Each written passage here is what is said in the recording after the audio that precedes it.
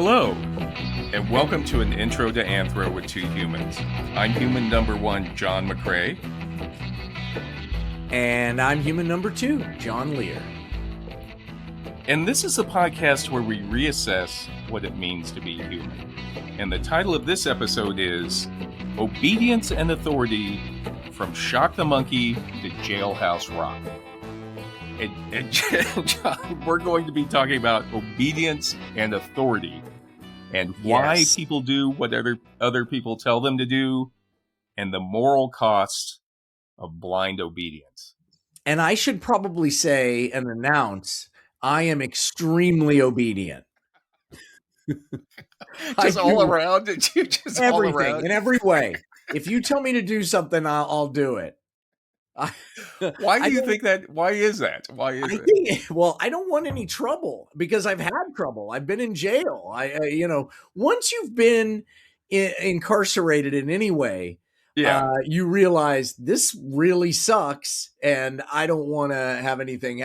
But that said, I'm still terrified of a cop, even though I don't do anything wrong. Whenever I see a cop, I'm terrified. Were you that way before you went to jail, or did you always? You tell me. I mean, I think I was a little bit more crazy, but I don't know. Yeah. I did a lot of illegal things. That's for sure. I know that, but as far as like following, I mean, there was like illegal things, but as far as like following rules. Did you still, like, if someone told you, like an usher or something, it was like, sir, you can sit down or something, you would just... Oh, I'd do it. Yeah. Any sort of authority tells me what to do, I'll do it. I'll never cut at a buffet line. I have a friend who goes, when there's a buffet line, they'll go in the back of the buffet line. Do you know what I'm saying? They'll go on the other side. Oh, no. That's the worst thing. And they argue that, oh, no, that's what it's for. That's what you're supposed to do. And I'm like, no, you're not. If that's the case, why are you the only one doing it? But I got to say, it does make sense. Why aren't we going down both sides? Yeah. But the thing is, you can't be the first person. You got to take other people with you. You got to be Once like, sure, why don't you to rush the man? Then I'll join in. Well, this is going to be good to have you here because what we're going to discuss, obedience, you'll be a good person that we can bounce some things off. I'm your resident lemming. Yeah. Well, I have to ask, I mean, if we were ever in a situation where someone in authority told you to do something horrible to me, like shock me or like, you have to shoot anybody. I have shocked you. Well, I haven't shocked you, but I've seen you shocked in the past. Right. Which we will get to, get to. Yeah. That's so funny. No, I mean, I think the unreasonable stuff, I think my kids have actually changed me quite a bit because I will stand up for them. Yeah. So, but yeah. So you would do that for me, huh? If somebody was like, you gotta I would do it. I would do it. I'd like to think I would. I think we'd all like to think we would. Right. That we wouldn't have, joined with the Nazis, that we wouldn't have, done those things. And I don't, it's like, well, a lot of people did. Right. A lot of people did. That's another interesting point you bring up, which you're going to be a perfect person to discuss this with, this topic with. Okay. I just want to say, I think this topic about obedience and authority is going to become more relevant in the next couple of years for us as a society and as a nation, because I think there's a lot of questionable things going on out there right now. The nationalist movement is like, the white nationalist movement is, it's like, it definitely has the vibe of a mob sort of like mentality in some respects. Right. Jump on the bandwagon, And you see, like, with the ICE raids and with the extrajudicial naval attacks in the Caribbean, and the Doge firings, there's a lot of just morally and legally questionable things. Yeah. And then I think it was last week you had some Democratic politicians who released a video.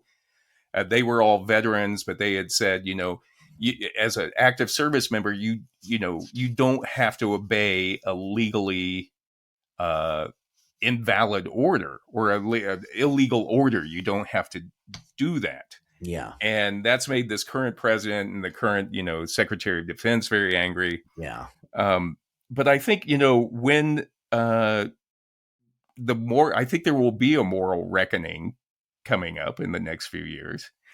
And I can almost guarantee you that at some point in the future, we're going to hear people who were involved in these activities say something like, I was just following orders. Yeah, for sure. Or I was just doing my job. Right. And I think it will behoove us all to have some knowledge of like the research that's gone into what actually happens when we obey orders. So we can better understand what happened and better understand what your philosophy is that if we know why we follow orders or don't follow orders, then we'll be able to prevent it if the opportunity arises. Right. Okay. And be able to understand when people make that, we may not forgive them, but we'll be able to like make a better moral decision, I guess, when people make that like, I was just following order. They told me to do that. I had to do it. Right. And so what we're going to do is we're going to look at two very famous psychology experiments. And the first one is Stanley Milgram's obedience to authority study from 1961 to 62. And Philip Zimbardo's Stanford prison experiment. Oh, boy. Here we go. In August 1971. I wondered how long it would take us to get to that one. Right. We're getting there. We are there. We have arrived. And both of these experiments revealed a lot about humans' relationship to authority. But they also both had some very serious problems and flaws from like a methodological standpoint. We're going to discuss those later. But first, I just want to say discuss where this topic idea came from. Oh. And if you remember, John, back in our gambling episode. Yes. Episode 76, Come On, Daddy Needs a New Pair of Shoes. You brought up an incident that we had back in our 20s when we were playing poker one night at a friend's house. Yes. That I will never forget that. Should I? Go ahead. Yeah, go ahead. We were playing poker, and the host of the poker, it was a regular game, fairly regular, and the host of the poker game that week had a new puppy, a new dog. Yeah. And they decided to train the dog with an electric collar. Yeah. And then it had a remote control and it had 5 levels, 1, 2, 3, 4, and 5. And so we decided, hey, let's incorporate the collar into the game. So if you wanted one card, you'd have to take it. You'd play normally, but I guess if you wanted an extra card, you could take a 1, you could take a 2, get 2 for cards. your discard. If you wanted 3 cards, you had to take a shot going up to 3. To 3, exactly. And I believe you took was it a 5? I think I took a 5. I always say I won't do anything to a dog that I wouldn't do to myself. Right. You know what I mean? Well, I mean, Jesus. But I saw you take a 5 or whatever it was. Jesus. I was sober at that time too, which makes you realize. That makes total sense to me. Being newly sober where you're just crazy. You're crazier than you were when you were drinking. Yeah. It's like, give it to me. That's exactly Is that all you got? Said. Is that all you got? And it was so interesting that moment before he pressed the button, looking at him because he had the remote control. The dealer pushes the 5, and you're just standing there holding on to this dog collar. Oh my God! If poker needed to be more intense, that certainly did it. God. Yeah, because they were, just inflicting pain. They were like basically torturing the other person. Yes. Yeah. And in our gambling episode, you mentioned that it wasn't so much the person who was getting ready to receive the shot.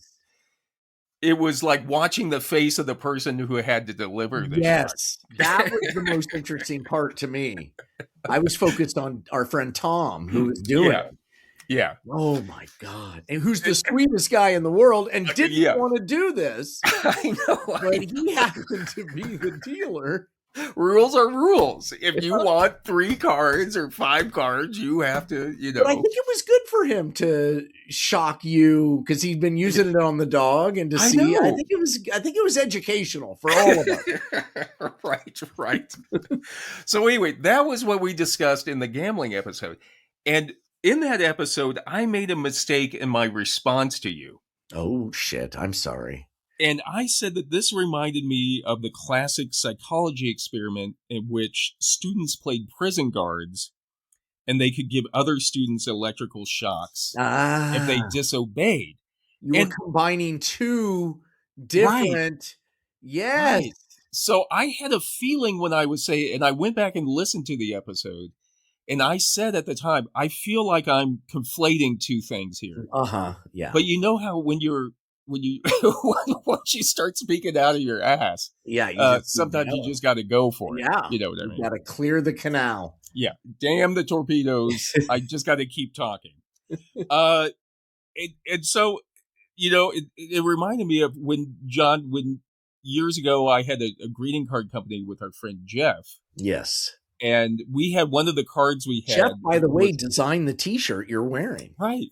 This is the official and intro to Anthro T-shirt that I'm wearing. It's a very good T-shirt. Yeah, I know the holidays are coming up. If anybody's lovely to get some gifts, lovely. But anyway, we had one where it was a drunk guy sitting at a dinner party, and the caption said, "A complete gentleman.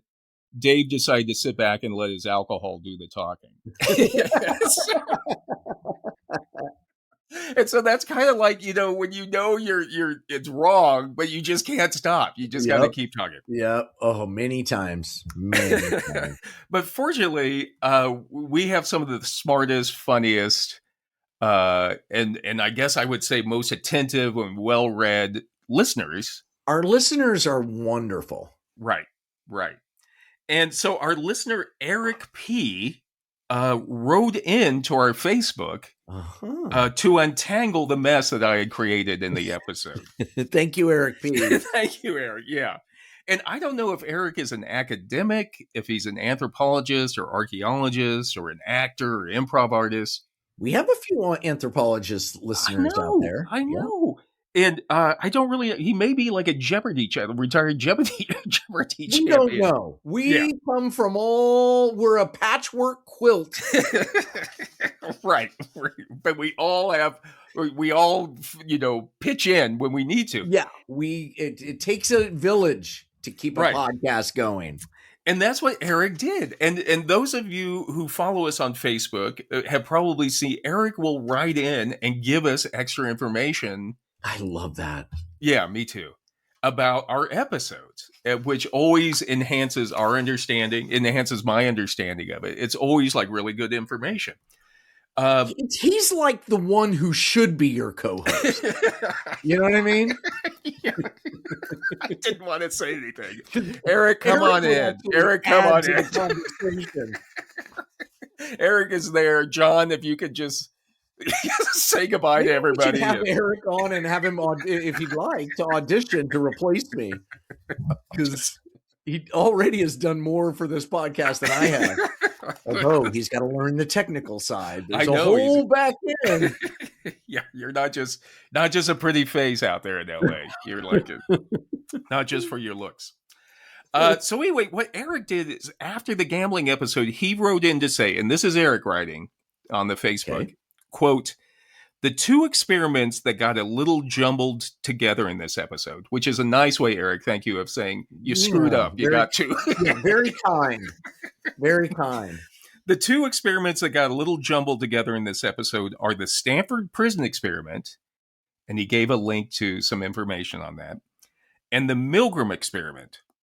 And he gave a link for that. And then he said, though they're different in a lot of ways, they both show the darker sides of unchecked authority. Not sure if there's another whole episode in that, but it was an interesting aside in this one. So, yeah. So first of all, Eric. See, Eric, when you make a little aside like that, Professor McCray picks right up, and now suddenly he's purchasing like 30 books and doing an on that. Right, You guys should see. We should send a picture of your conveyor belt at your home. Professor McCray on a shelf in his home has you'll see 8 stacks of books, and those all represent an episode.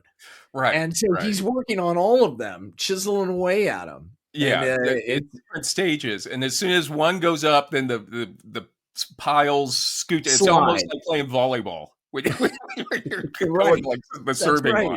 When you have to rotate. Yeah. Unless you're the bolero, or who's the one that doesn't rotate.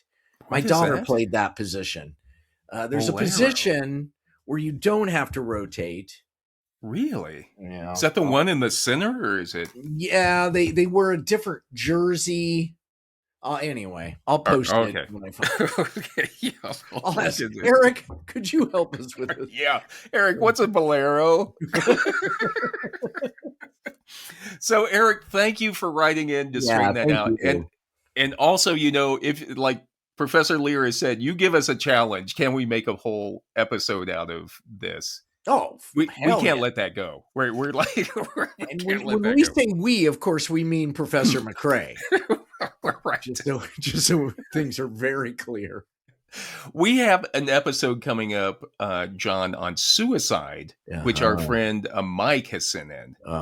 Very. And serious. I'm still looking at that one's going to be challenging from a comedy standpoint. But, it is. Except I have a little gold nugget for you. Do you? And I'll try to find it. I did at age 15 a public service announcement. I forgot about that. That's why you're on this show. Is that you can pull for real life. Can Eric pull that out of his ass? I don't know. It was I did a teenage suicide public service announcement for Channel 41, our local. What was that? Independent station? I don't know. It was like a UHF, I think, right? Yeah. Nobody knows what that means anymore. But I remember that would play it a lot. Did you get residuals for that? Any money for that? Of course not. And they didn't. Everybody thought I was because people can't. You see it on TV. It's real. I mean, that's what the whole unscripted industry is based on. And so everybody thought that John, I'm so sorry, I didn't know. No, I'm acting. You sure you're okay? They'd look at me like, Yeah. There's a suicidal guy. They just put a camera on him. Don't help him. Don't say anything. Don't ask how he's doing. Just follow him around. And you were like out by the docks or something, right? Like no, it was out by the lake, Shawnee Mission Lake, or what was that lake? Yeah. Where we used to smoke weed there out of your Matador. That was a great car. So did you? No, was it a Matador or what? No, it was a Dodge. No, it was a. Was it a Comet? No, it wasn't a Comet. Dart? Ford Falcon. Falcon. I had a Ford Falcon. God, that was a good car. 3 on the tree. Love that car. Knocked your teeth out that one time. Remember we were knocked my tooth out on the chrome. Then some genius designer decided to put chrome trim around the top of the seat. And I was laughing and just knocked my front tooth out. Well, we were headed to go camping, but we kept on camping. That was we kept on camping. We kept on laughing too after. I just kept drinking and I was fine. Yeah. So we'll say, but I was thinking that one, I'm still like, it's an important part of being human, suicide. Yes, it is. But I'm like trying to find the comedy angle. It's going to be a challenge, but somebody sends it in to us. Yeah. I say do it. I think it's great. Yeah. I got some good suicide jokes I'll throw out there. Yeah, I got it. We'll add a laugh track to it. We'll add a laugh track. Pump it up a little bit. But anyway, Eric, here is your episode on the Stanley Milgram and Stanford prison experiments. And Eric, just so you know, we're going to be reaching out to you by Facebook to get your mailing details. Yes. So we can send you out. Come and stay for a weekend. Get ready, Eric. It could be sooner than you think. We will be after our suicide episode. We shall have any place to go after that. We got to get somebody. But we'll get his address to send him a thank you gift. Right. We have some gifts. We have a friendship bracelet and some socks and a nice little note. I'm having trouble finding all of my garb. I think my kids are, because I put my, I'm not. God, I hope your kids are wearing it, trying to make it look cool at college. My coffee cup, I'm missing that. It's like, fuck. Anyway, I'll find it. Don't worry. So anyway, Eric, thank you. Thank you. We go. Yeah. Lights down. And we bring you to. Okay, so the first experiment we're going to look at is Stanley Milgram's obedience experiment that took place from 1961 to 62. And I should mention that Stanley Milgram is also in 67, which was after his obedience experiment, he did something called the Small World experiment that investigated social networks. And Milgram had random people across the country try to connect with a target person in Boston. And remember, this was before the internet. Right. So they were trying to get like a card to someone they didn't know in Boston. So a random person in the Midwest trying to get from like Nebraska, trying to get a card to just somebody. Put it in the mail. What I don't understand. That wasn't the purpose of the experiment. It was trying to figure out how many links it would take. Oh, I see. You give it to people who give it to people who give, like LinkedIn, just like LinkedIn, the networking. I like LinkedIn, by the way. I endorse that social media. Yeah, I'm on there, but I hardly ever check it. I know. I tag you on all the posts when I post Intro to Anthro on there. I like it. Okay. I like LinkedIn. I think it's cool. But this was before LinkedIn. Right. So this was, you were trying to make it, they were trying to see like how connected people really are. That's and how large the world is. And what they found out was that most people could reach the target person within 6 or fewer connections. This is 6 degrees of Kevin Bacon. That's what this is. That's where 6 degrees of separation was from Stanley Milgram's Small World experiment. Really? Even though he never used that term, but that's where we get it, was from Milgram trying to so is he arguing that we're all connected through 6 degrees? We can connect with anybody on the world through 6 degrees? It's not. I mean, that was the average it took.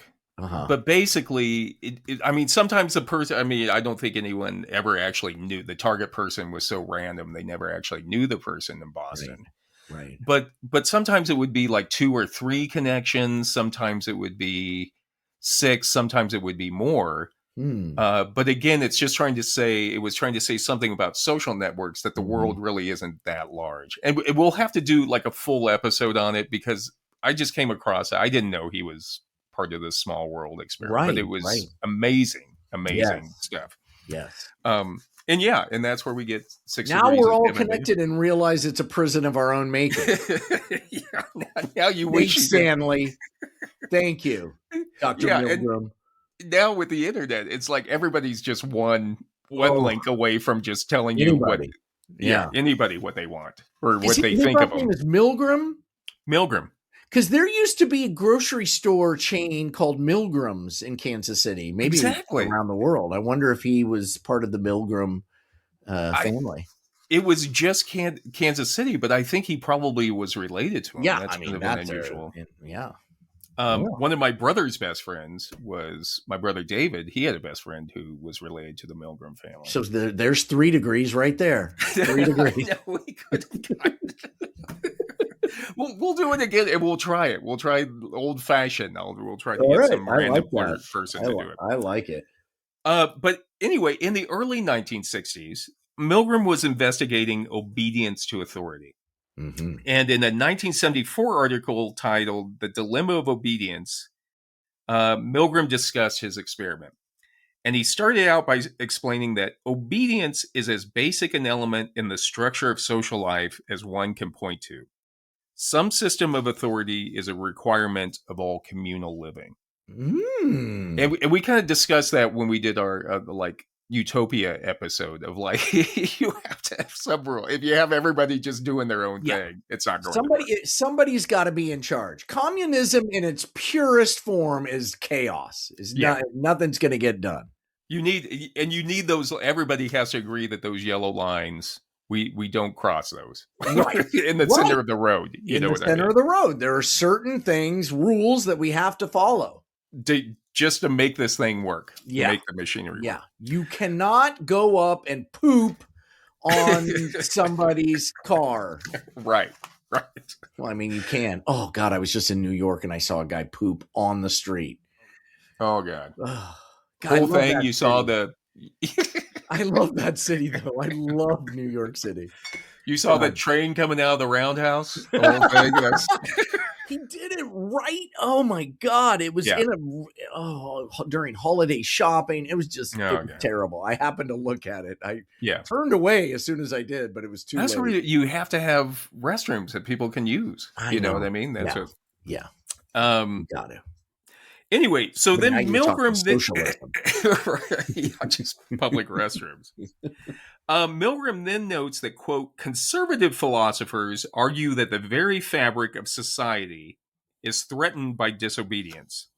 And even when the act prescribed by an authority is an evil one, it is better to carry out the act than to wrench at the structure of authority. Oh, God. So that's and he cites Thomas Hobbes, the philosopher, who then said, an act so executed is in no sense the responsibility of the person who carries it out, but only of the authority that orders it.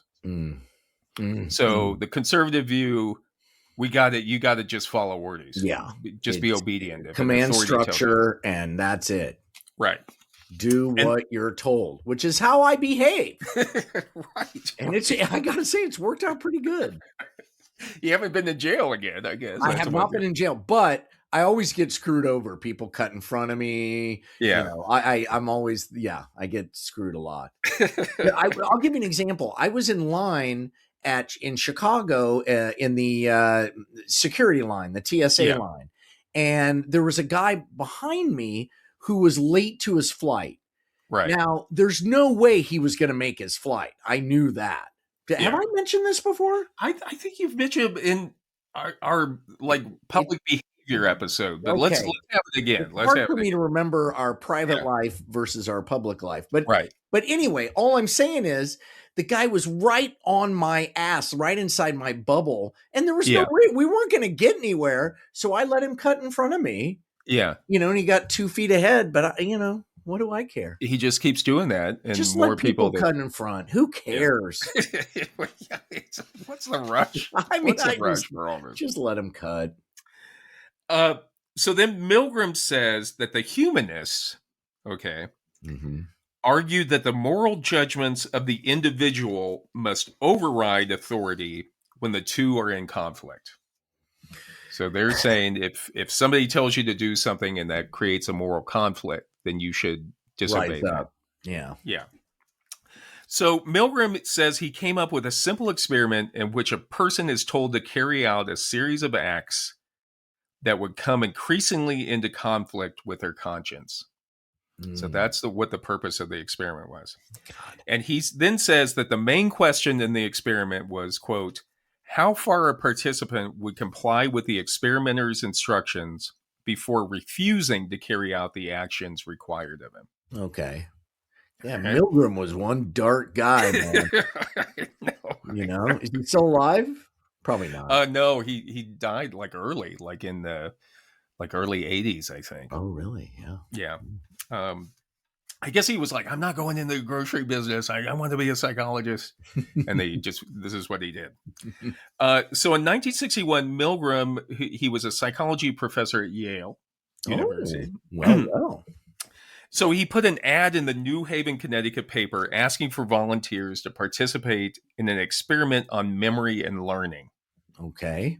And for their participation for 1 hour, the volunteers would receive $4 plus 50 cents for car fare.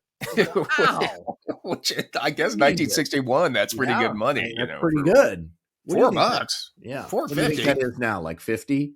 I don't know. But people really jumped on it, I guess. Yeah. People were like, $4 for an hour? Yeah. Plus car fare? I'll walk over. Take it. Yeah. Give it to me. I'll do it. What are they going to do? What's the worst they could do? Right. So when they arrived, the volunteers were, quote unquote, randomly assigned the role of teacher or learner. Okay. And the teacher would be giving the questions and the learner would be giving the responses. Okay. They were then told that the learner had to memorize a list of word pairs. Oh, God. I would hate that job. I know. Just random word pair. Apple. Car. Oh. They had to learn. The learner had to learn that word pair. And if they made any mistakes, the learner would receive electrical shocks of increasing severity. Holy shit. Here we go. Yeah. This was made famous in Ghostbusters. Yeah, I think it was, right? At the beginning of the Ghostbusters. And there was an experimenter present as well, which I'm assuming it was like wearing a lab coat. They always wore those lab coats, yeah. So then the teacher watched as the learner was hooked up to a bunch of electrodes in one room. Okay, so he's like, they're hooking it up to all of his chest and his hands and everything. And then the teacher was then taken into another room where he could no longer see the learner. And the teacher was then seated in front of a panel with a row of switches that went from 15 volts all the way up to 450 volts, which obviously would be fatal in 15-volt increments. Wow. And apparently I read there were also signs on the panel at different parts on the row of switches that would say things like slight shock and then like danger, severe shock. Okay. So again, the teacher couldn't see the learner. They could only communicate through a microphone and speaker. And then the teacher proceeded to ask the learner the series of questions, the word pairs. And each time the learner got a question wrong, the teacher would push the button or flip the switch that would administer a shock, increasing the voltage as they went along. Were they told to, like by the lab person? They'd say, you need to hit the next switch. Right, exactly. And if they kind of hesitated, the lab person would give them a prompt like, please continue with the experiment. So that's the real experiment happening in there between those two. Right, exactly. So at a certain point, the teacher could hear the learners start to express discomfort. Then actual pain, grunting and groaning. And then by the time they reached 450 volts, the learner didn't respond at all. So dark. Yeah. So what the teacher didn't know, and you brought it up, is that the learner, the person who was being shocked, was actually part of the experiment. Yeah, an actor. Now, I would have liked to play the learner. I guess. If I didn't have to memorize the pair of words, I'd love to go, oh, God! Oh! Yeah. I could do it. What do you think? Yeah, I think he would be good. They got some guy who wasn't, I don't think he was even an actor. He was like some floor salesman or some salesman or somebody they brought in to play the random learner. You know? Why? But the thing is, it wasn't testing memory or learning, but it was testing people's willingness. I can't believe they get a salesman. Why not? Yale has a wonderful acting school. I know. I'll have to look it up. They'd probably overdo it. Young actors. Oh my goodness! But forsooth, ow, that hurts my body. That pains my heart as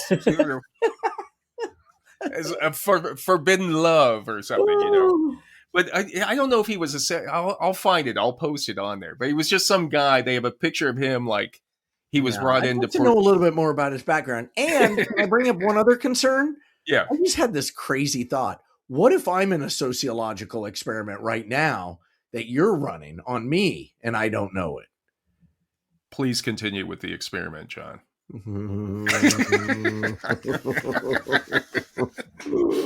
So that's what they would do. And the whole purpose of it was, I mean, he wasn't actually being shocked. Right. But it was to create a moral dilemma for the teacher. Jesus. And that moral dilemma was, should you continue to apply increasing shocks to the learner, even though you know that you are causing them pain? And in the case of going all the way to 450 volts, it appeared that you could have killed them. Right. Because there was no more response from them. How many people went all the way? Like, what are the numbers? We'll get to that. Okay.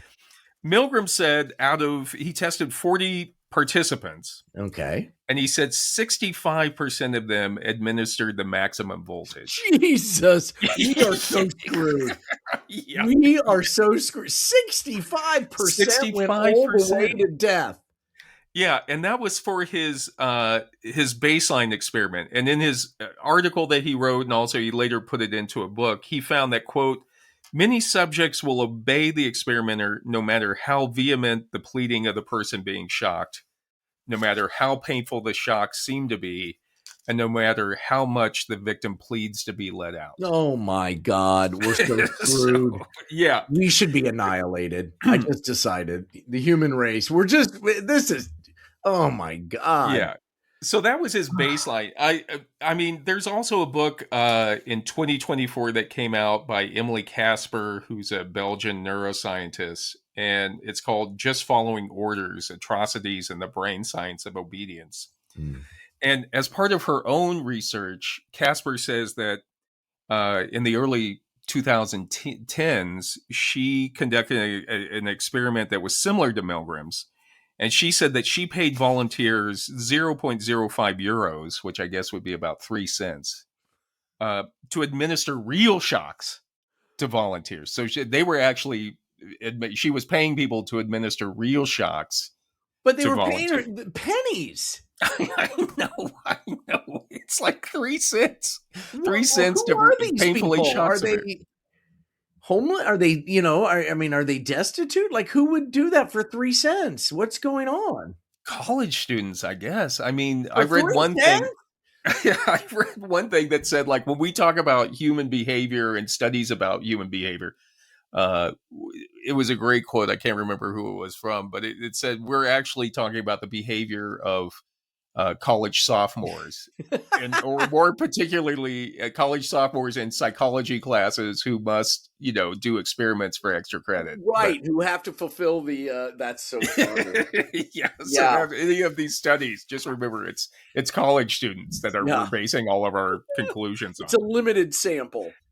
Yeah.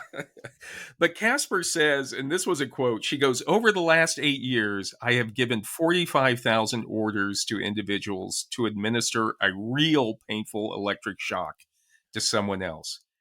Only about 1,340 orders were refused, which is roughly 2.97%. Oh my God. In other words, she says, only about 54 individuals out of 1,500 refused an order to hurt another person. Oh my God. Yeah. So Caspar then, her book is interesting, and I wish I had more time. I was trying to get into it, and we just don't have time to it. But she took a portable EEG, an electroencephalograph, out into the field to places like Rwanda and Cambodia, where genocides had occurred and atrocities had occurred.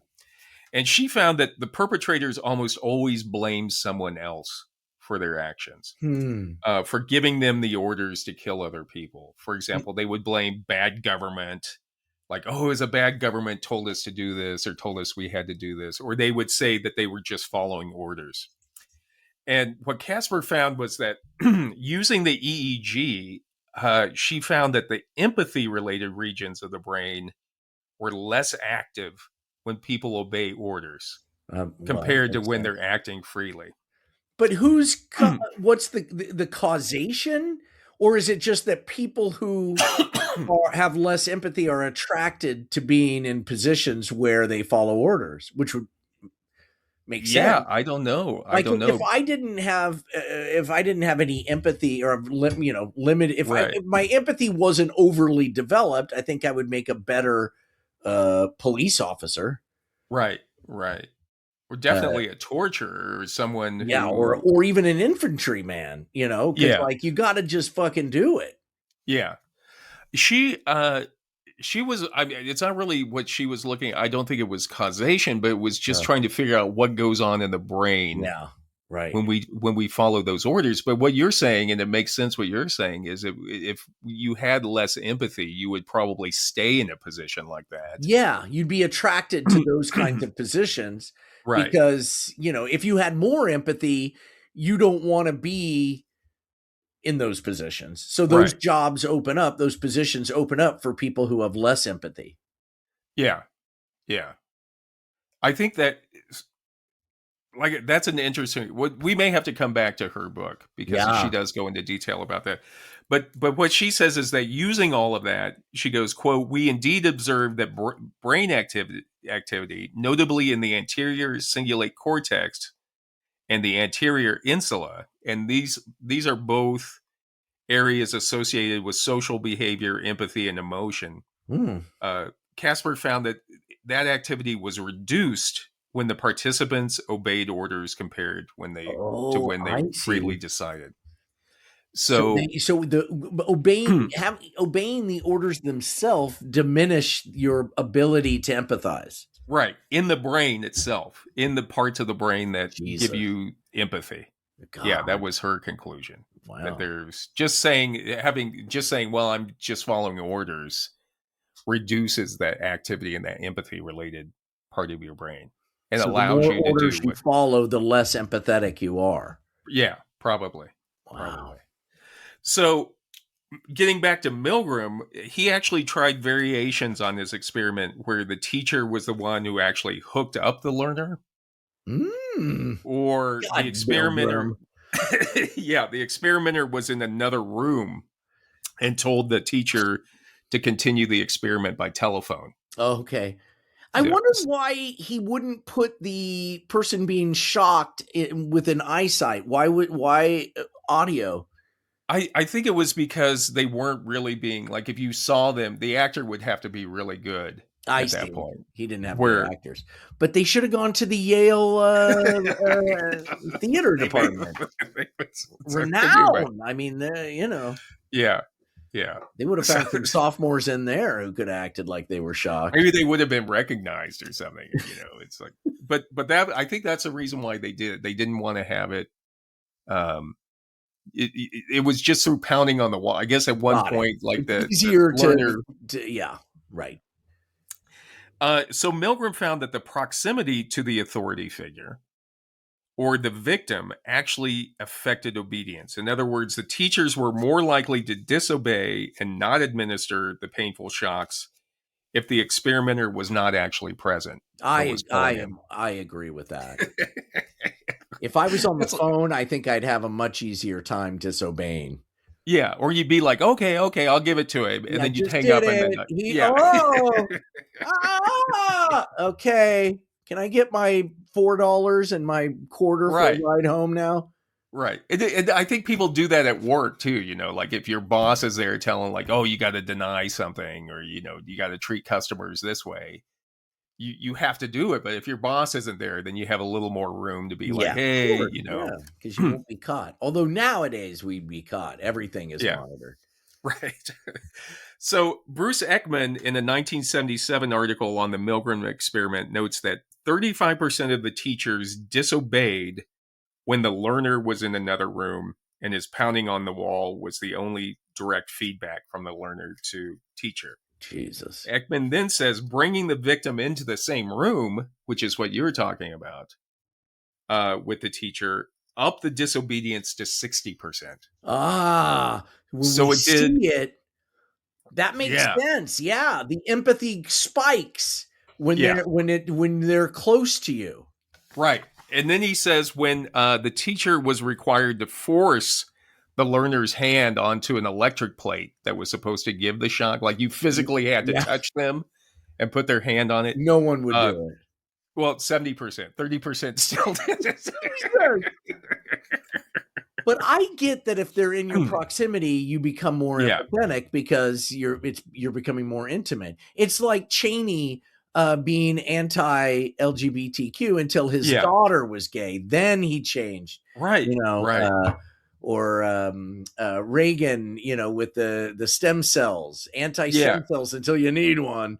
Then it's a different ballgame. Yeah, it just makes it closer to you. Yeah. Right. And then suddenly you have more of a moral responsibility in this case. Mm-hmm. Emilie Caspar also notes about Milgram's experiment that when the experimenter told the teachers that they personally would be held responsible for any damages in case the learner sued, that they found that the teachers became less obedient. Yeah. Jesus. That's even darker than the first part of the experiment. I know. But when they were told that the psychology department would assume any responsibility if they were sued, then all bets obedience are off. went up again. Yeah. Oh my fucking God. Yeah, we're disgusting creatures. I know. We really are. So Milgram says his conclusion was, quote, the most fundamental lesson of our study is that ordinary people simply doing their jobs and without any particular hostility on their part can become agents in a terrible, destructive process. Oh, yes, they can. And one of the reasons why this experiment really hit home in the early 1960s is that it was happening at the same time as the Adolf Eichmann trial in Israel. Right. And Eichmann was one of the Nazi officials who was responsible for the Holocaust. Mm-hmm. And during his trial, what many observers found so disturbing about Eichmann was that he didn't seem like a monster. He just seemed like a bureaucrat, like a paper pusher. Yeah.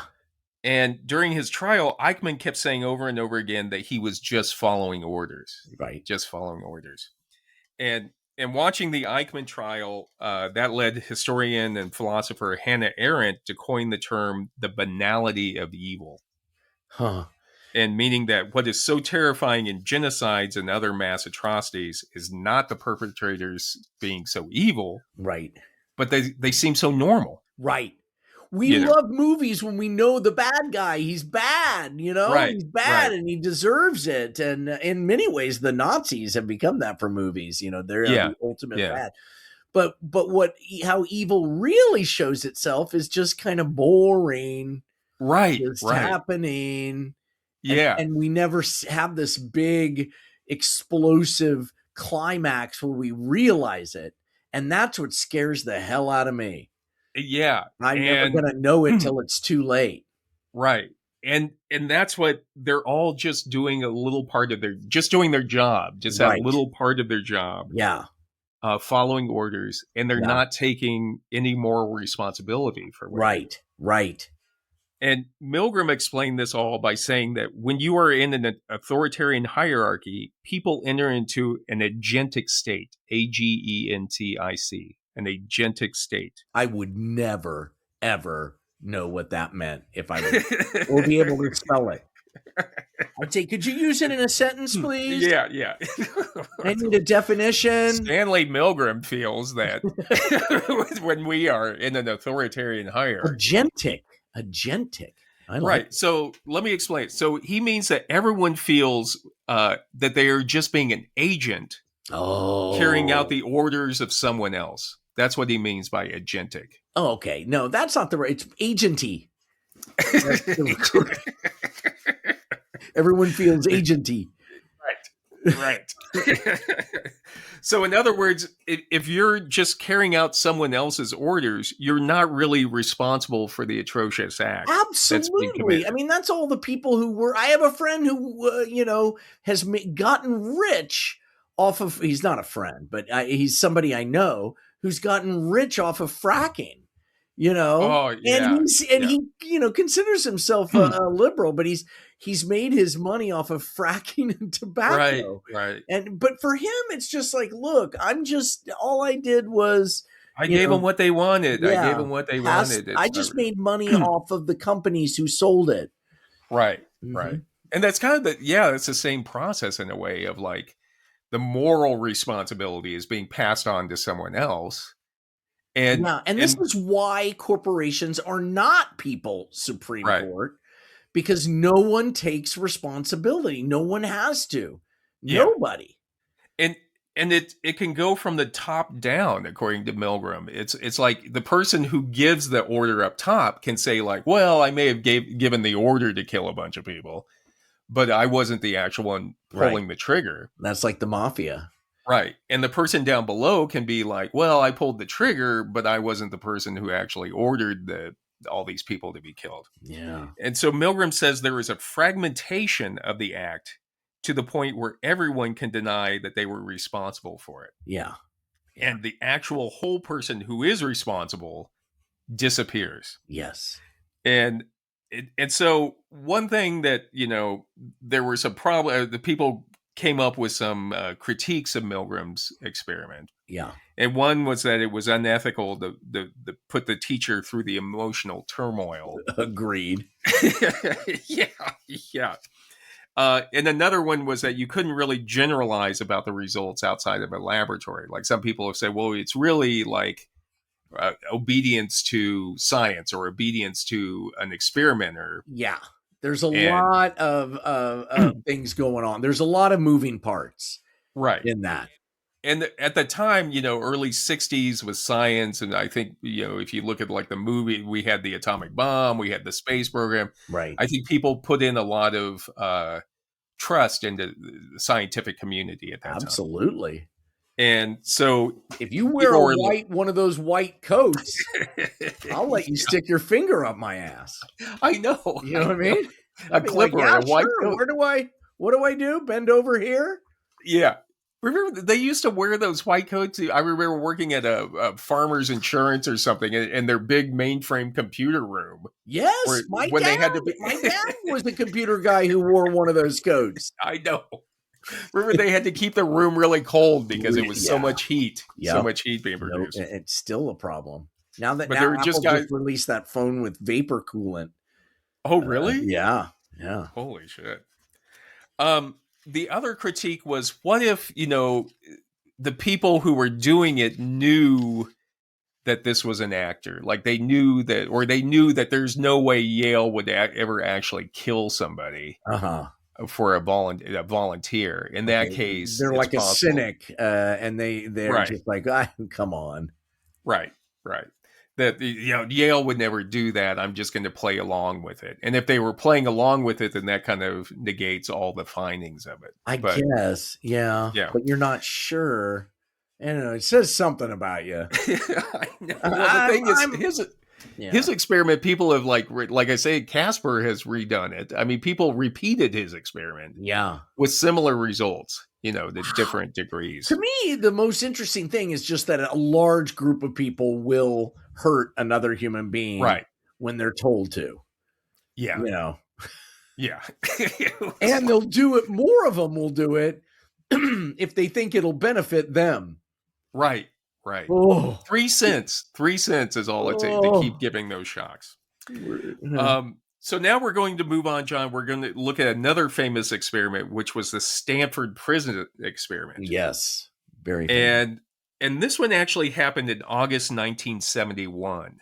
Okay. And Philip Zimbardo, who was a psychology professor at Stanford University, decided to investigate the relationship between prisoners and guards to see how situations can override people's moral judgment. Okay. In other words, whereas Milgram was saying that people entered an agentic state that allowed them to commit atrocities, Zimbardo was saying that it was the situation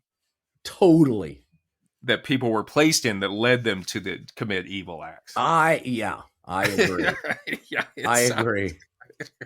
So if you were placed in the role of a prison guard, you would become abusive and sadistic. And if you were placed in the role of a prisoner, you would become meek and submissive. Oh my! Yeah, because you don't want to get hit, and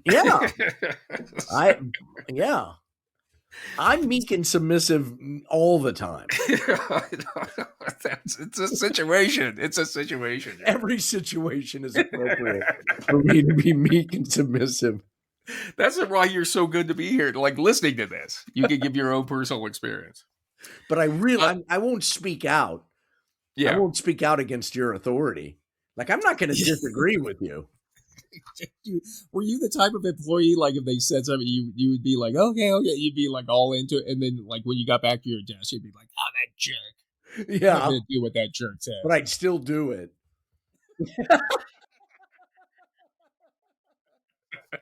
That's a difference. That's a difference. God. It's amazing I've stayed alive this long.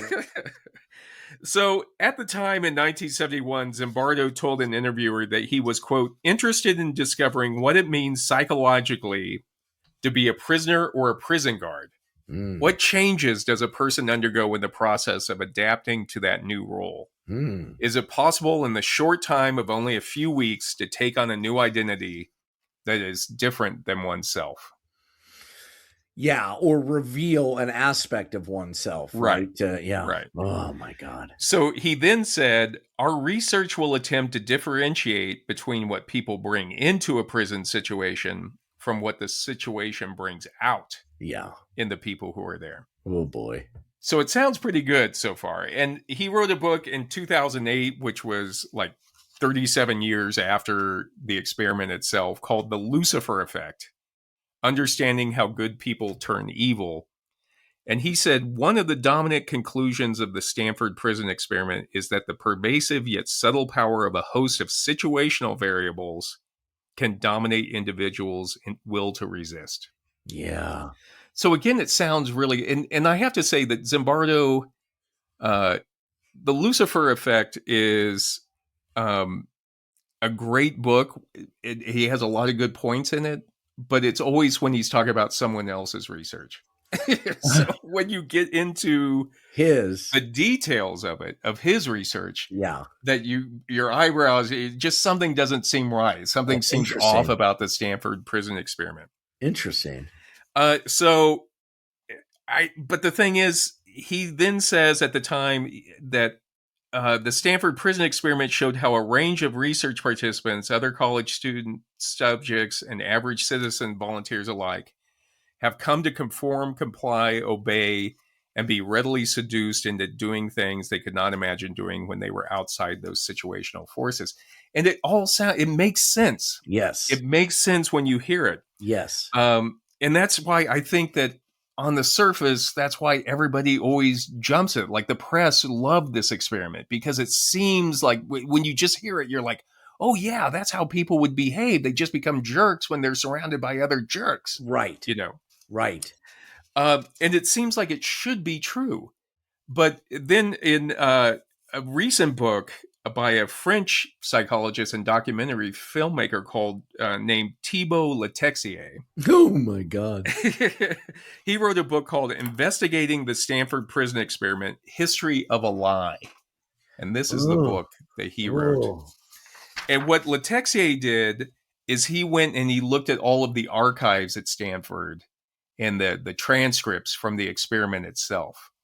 And he actually had gone into it. He wanted to look at, at the time of the experiment, they had actually filmed a lot of what was going on in the experiment. And so Letexier went in like a believer of it. And he said, as he looked at all of the documents, the actual, data, he began to realize there were some problems with this experiment.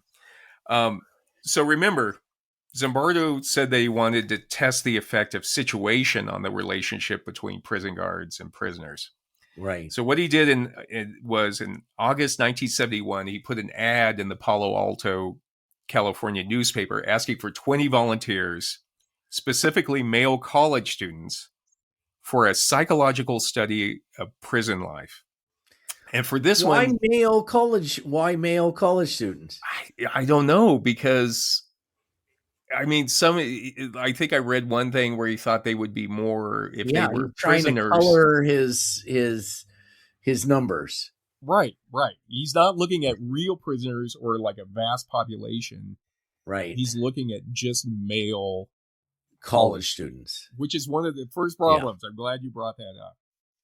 But he said, the ad said that for 1 to 2 weeks worth of work, the volunteers would be paid $15 a day, which was a lot of money back in 1970. Oh, right. 71, right? Yeah. Okay. Yeah. So then Zimbardo set up a prison in the basement of the Stanford University Psychology Department. That's the part that blows me away. That they were allowed to build a prison set. I know. That I cannot believe.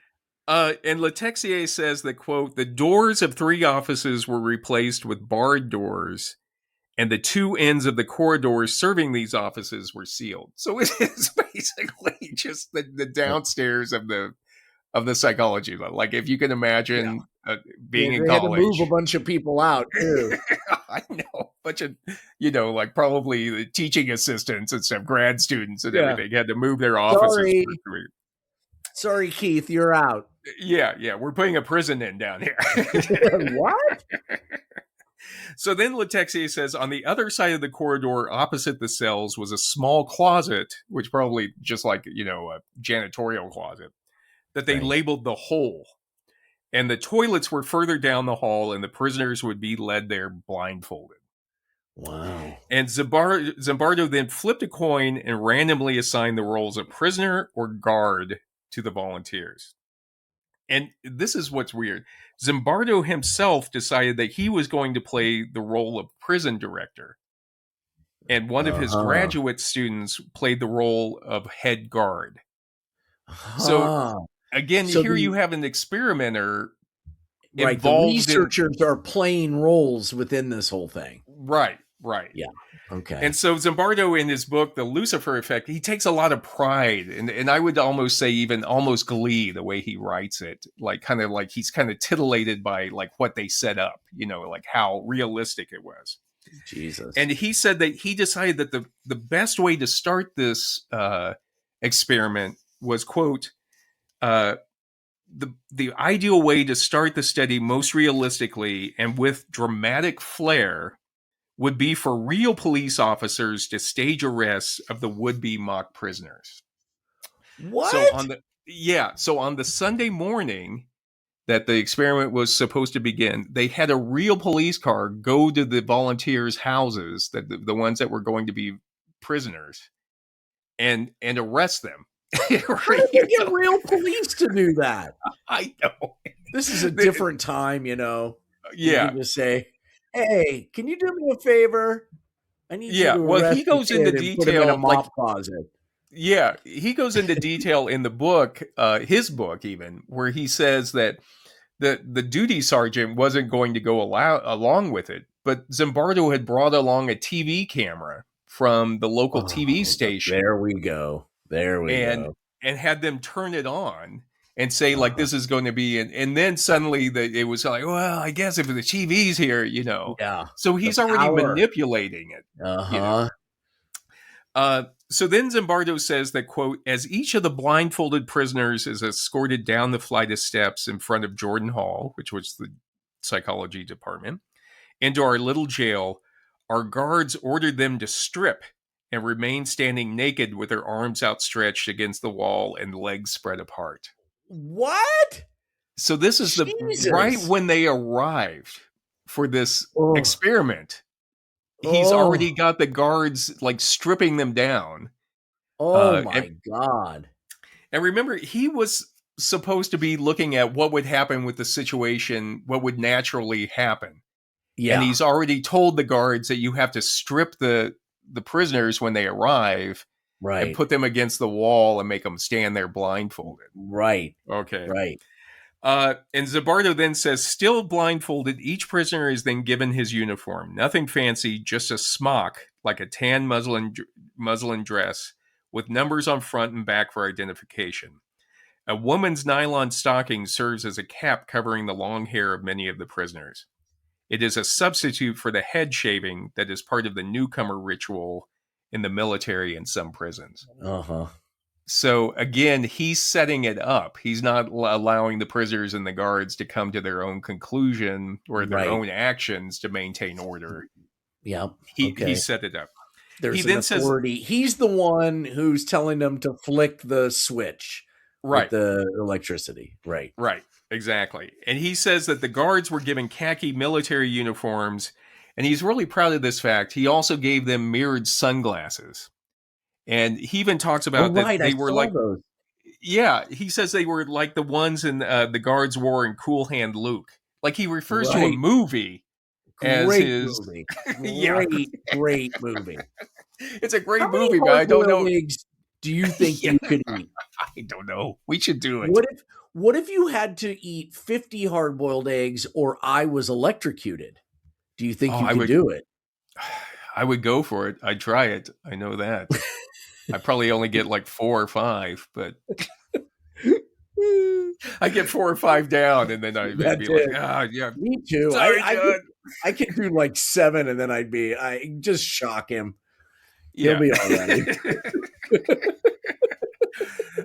But Zimbardo says that those glasses allowed them to be de-individuated, like they could take away their individual personality, which I think you see a lot with like the ICE wearing the mask. You know, they like to put the mask on so they can't, but it's also not only so they can't be, identified, but it's a way to de-individuate. So again, it kind of makes sense. Yeah. But then Zimbardo notes in his book that it took a while for the guards to get into their roles. Huh. Okay, so the guards actually were, when they first got there, they were like, wait a second. This is weird. We're in the bottom of a sociology department. I don't want to. This was weird already when they were naked and their arms and legs were splayed. I know. You lost me there, Professor. You have to see them up on campus. Yeah. So he says that a lot of the guards were feeling uneasy about the humiliation and degradation, like making the prisoners stand naked for a long time. So they were, it wasn't like they immediately were like transformed into sadistic guards. They were like, hey, this is kind of weird. Yeah. It's just an experiment. What are we doing here? You know? Yeah. But Zimbardo then says that, quote, I made it evident that we wanted to create a psychological atmosphere that would capture some of the essential features characteristic of many prisons I had learned about recently. So again, he's telling them, like, he's the purpose of the experiment was supposed to try to figure out how these happen naturally, these situations. Right. But he's already telling the guards, you have to be abusive to them, to the prisoners, because we're trying to make it realistic. And then at that point, it's like, well, what are we testing anymore? You know what I mean? Right. You're coaching us. Right. But didn't the students who were guards, didn't they become even more than he thought? Like, didn't they become more intense? Well, that's what Latexi is saying. You mentioned already. It was the coaching.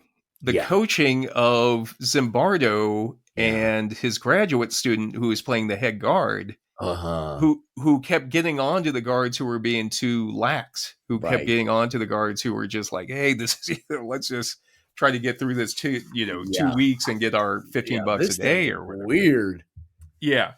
And so it was from the very, Letexier says, from the very moment they arrived, which we just saw, they were being coached by Zimbardo to be more sadistic.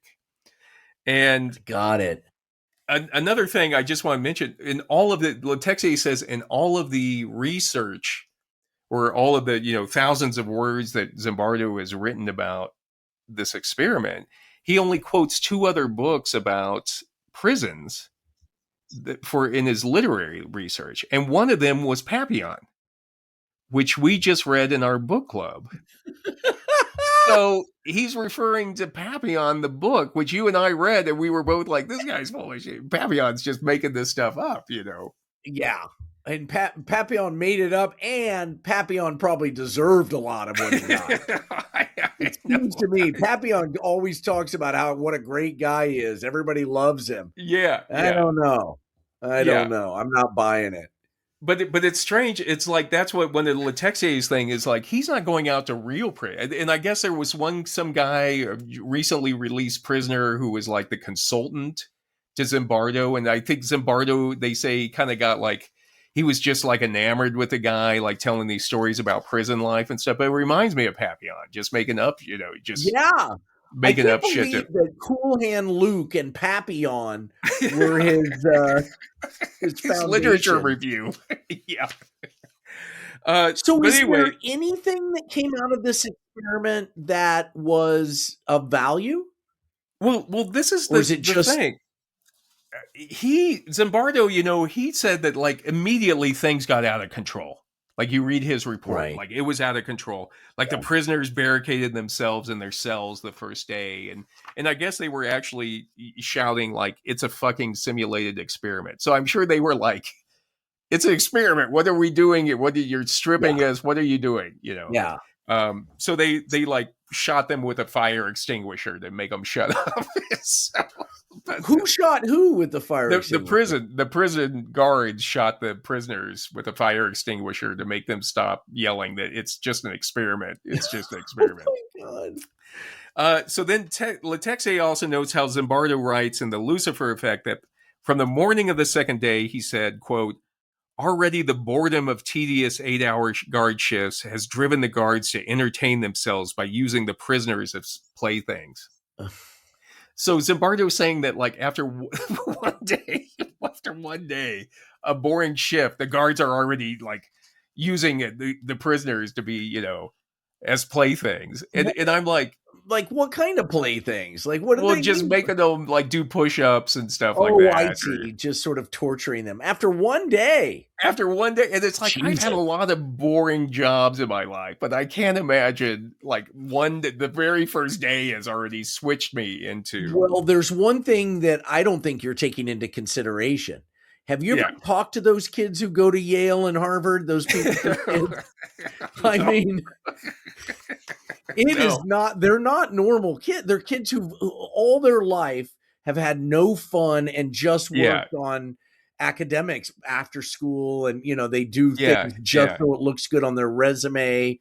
They've got like a 4.8. You know, and you know, it's a different breed of people. Yeah. So you think I still but I'm just like Zimbardo like really makes a point of this. Like they're so bored after 8 hours that they're already like toying with the prisoners and everything. So it seems like it does. Maybe they were I agree. It seems it'd be like some work study at the library, so bored that suddenly you're like throwing books at like you know what I mean? Imagine doing that stuff in my head all the time, but I don't do it in real life. Right. Know? But Zimbardo is like blown away. He's like, that's what like one of his major points is like within one day, they've already switched because of the situation. Zimbardo. And so then he says, you know, by day 3, like some people are having nervous breakdown, like some of the prisoners are having nervous breakdowns and have to be released. And he says that by Friday of that week, he had to call the whole thing off. He had to like shut the experiment down because it had gotten so out of control. Yeah, but isn't it just people are just tired of being kept in a room by a professor running a sociological experiment? I mean, they knew the whole time what was going on. There was never, it was role play. It wasn't real because nobody thought it was real. Nobody. Right. And later when crazy graduate student who just, you know, went down some rabbit hole. Yeah. Yeah. And it's, you know, I've seen like archaeology students like lose their minds and have breakdowns after like day 3 of a, you know, field school. You know, I would be. Yeah, I totally agree with that. I think being locked up in a sociological office in the basement for 3 days and having to wear pantyhose on my head, I'm going to get the hell out of there. I feel like this is stupid.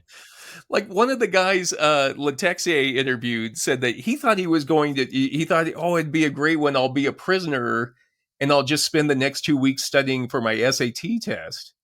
And then he gets down in there and he's like, you know, they're making them come out and do push-ups or they're like being sprayed with a fire extinguisher. Yeah, this is not a time to be prepping for your LSAT, you know. Right. Yeah. And so there's a very dramatic scene like on Thursday evening where Zimbardo's confronted by his girlfriend who's I think she's like a doctoral student who was his student as well, but now is his girlfriend. And she's like, you got to shut it down, Phil. You got to shut it down. This is out of control.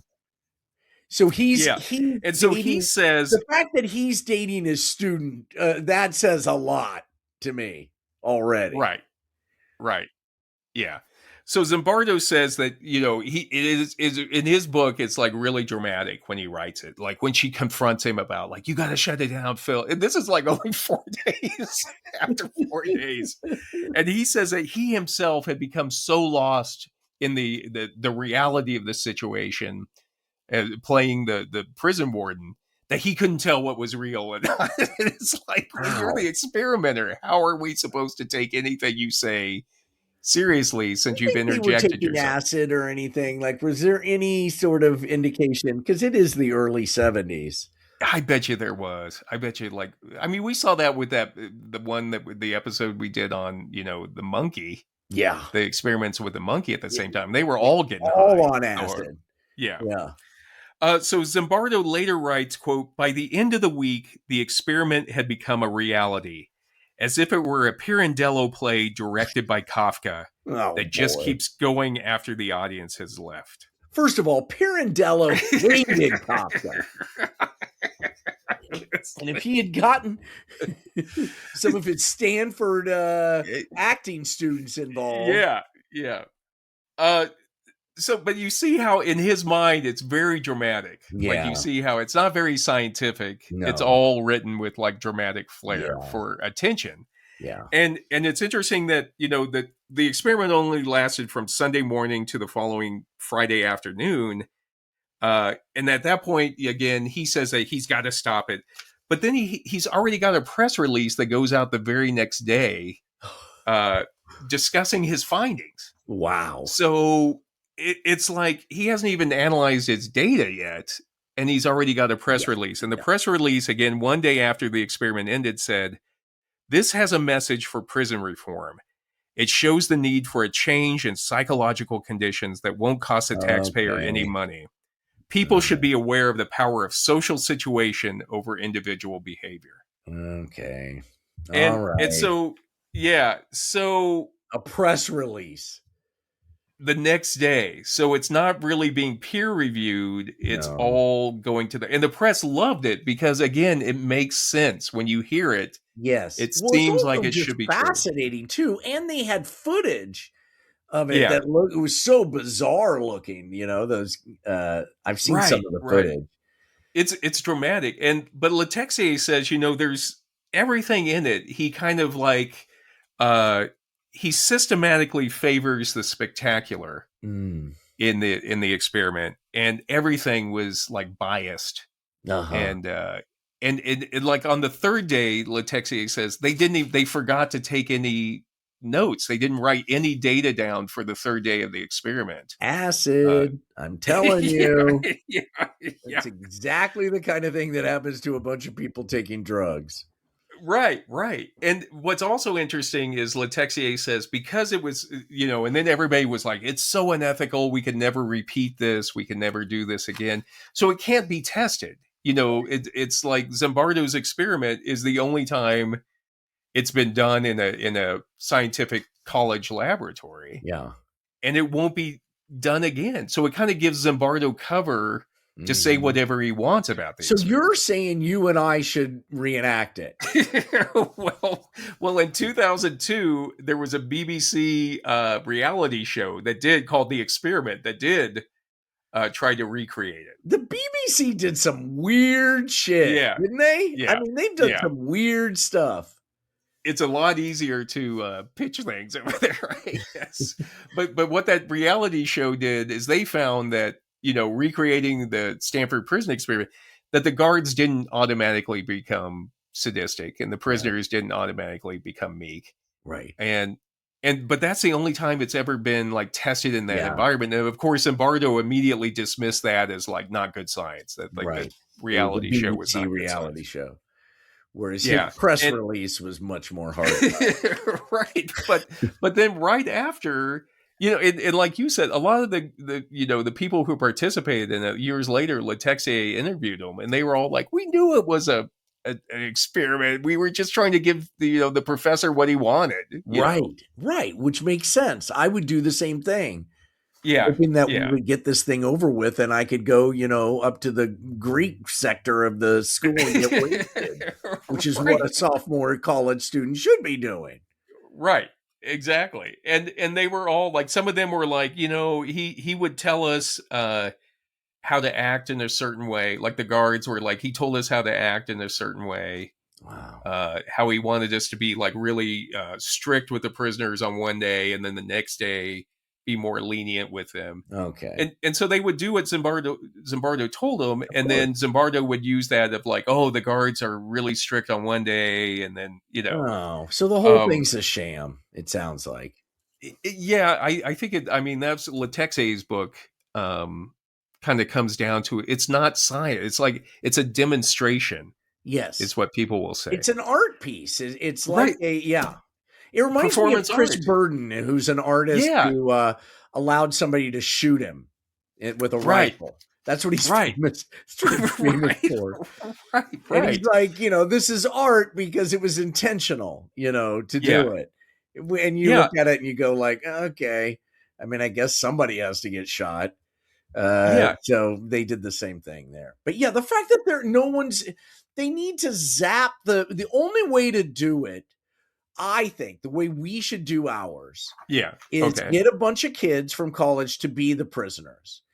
Get a bunch of hardcore, mean ass jailer guys and one normal person. Put him in with those guys and see what happens with him when he tortures them. Right. See if he changes, but don't tell him anything. Just let him go in there. Yeah. It's interesting you brought that up of it being like a performance art piece because that's what a lot of people have compared it to. It's like it's a happening, which it was happening at the same time as like Chris Burden and all that LA type of stuff. I'm fascinated by that stuff. I'm a fan of all that stuff in many ways, but also there's a lot of you just got to put it in the right context, I guess. Right. And it's art. It's not science. Right. But Zimbardo is taking his performance art piece and saying this is science. Yeah. And so the reason why it became so huge and why people still talk about it is, first of all, the media loved it. Yeah. Like television and news loved it. Yeah. Because then right after there was footage. That's the main thing, I think. And it makes sense. Again, it's kind of like barroom sociology. It's like, it makes sense when you hear it of like, oh yeah, that's what would happen. But then when you look at the data, it's not supported by what the conclusions are. We're rejecting his entire process. Like his hypothesis, we're stamping it with a reject. Rejected. Again, I don't know where to stand. I'm just saying it seems anecdotally, and from my experience of having worked in security and things. Yes, you have. It seems like it would work, that people would, there's an us against them mentality that people develop. Cops sure seem to act that way. Right. And that anecdotally, it seems that way, but it doesn't fit. You can't use the Stanford prison experiment data. Right. To support that. I think there needs to be another experiment done that is actually scientific and has controls. And let's bring in a new doctor, a Dr. Zamboni this time. Right. See what he can do for us. So I just want to say quickly that what happened is immediately after the experiment ended in August 1971, you had a riot at San Quentin prison. And then you had Attica prison in upstate New York, I think it is. Yeah. And so immediately people were like, well, there's this doctor out in Stanford who's been doing this prison experiment. I saw it in the news. And so Zimbardo is flown to Washington to testify in Congress about prison reform, and then immediately becomes the expert for the rest of his life on prisons.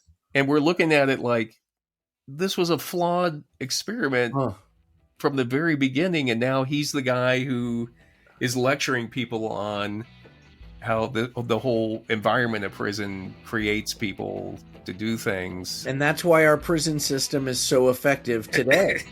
I know. Just one last note really quick. Zimbardo and Milgram actually went to high school together. Oh, no, really?